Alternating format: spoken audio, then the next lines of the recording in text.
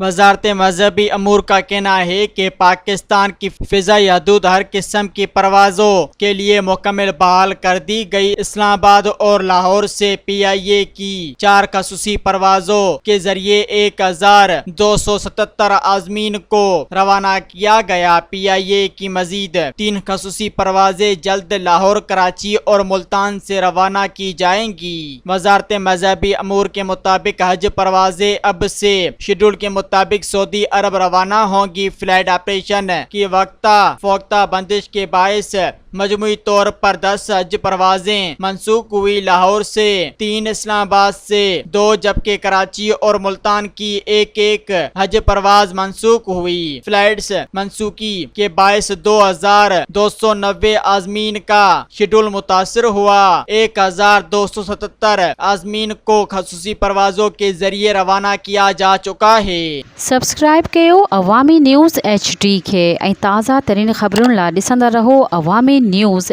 HD।